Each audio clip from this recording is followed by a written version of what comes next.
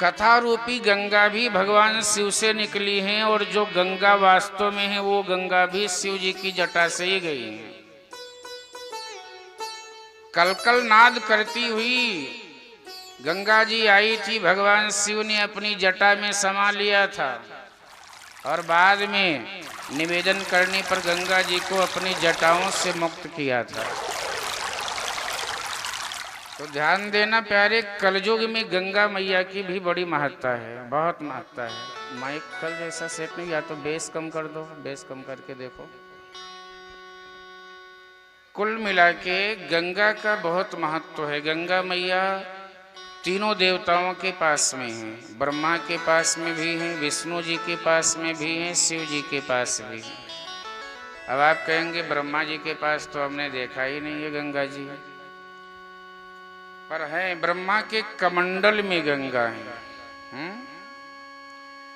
बलि महाराज को बांधने के लिए आप देखिए, जब वामन भगवान प्रकट हुए थे उसी समय ब्रह्मा जी ने चरण को धो लिया था और कमंडल में गंगा को रख लिया था। भागवत का विषय है। शिव जी की जटाओं में गंगा है और भगवान विष्णु के चरण में गंगा है। चरणों से गंगा जी निकली हैं। तो गंगा जी सबके पास में है, इसलिए गंगा जी का नाम लेना कलयुग में, आप यदि 1 योजन की दूरी पर प्रातःकाल स्नान करने जाएं, पर प्रातःकाल 4 से 6 के मध्य में गंगा बोल करके स्नान कर लें तो गंगा स्नान का पुण्य प्राप्त होता है। अब 6 के बाद में नहीं, 4 से 6 कुछ समय होता है, ब्रह्म मुहूर्त होते हैं, सब समय है। ब्रह्म मुहूर्त में ही ब्रह्म का दर्शन होता है। अब तुम ब्रह्म मुहूर्त का दर्शन नहीं किए होगे तो ब्रह्म का क्या दर्शन करोगे? इसलिए पहले ब्रह्म मुहूर्त का दर्शन करो, फिर ब्रह्म का दर्शन होना शुरू हो जाएगा। तो गंगा मैया की बड़ी दिव्य महत्ता है।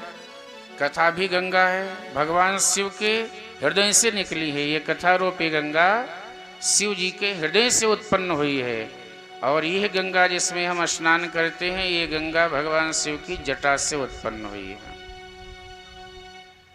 तो ऐसे महादेव स्वयं जो इतनी बड़े वक्ता हैं वो कथा सुनने गए हैं। देखो तो, और कहाँ गए?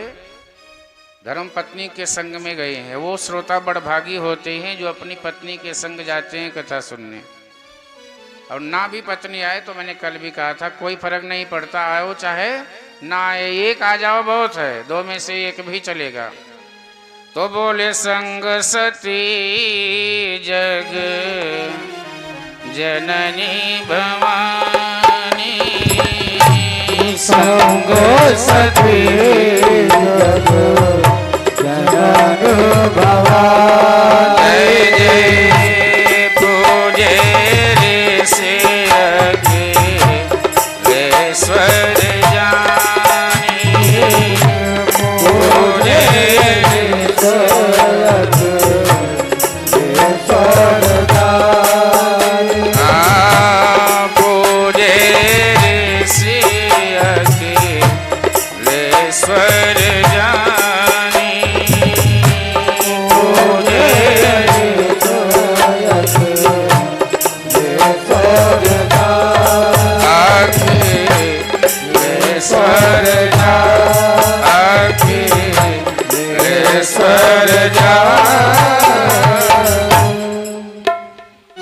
संग में सती गई हैं, जगत की माता हैं। अगस्त महाराज ने सोचा हमारे घर अखिल ब्रह्मांड के नायक परमात्मा जगदम्बा के संग में कथा सुनने आए हैं।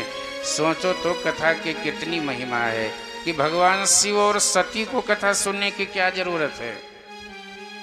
अरे भाई, वो तो भगवान हैं, उनको कथा सुनने की आवश्यकता क्या है प्यारे? पर ध्यान देना, कथा सुनते हैं इसीलिए वो अविनाशी हैं। जिस दिन कथा सुनना बंद हो जाएगा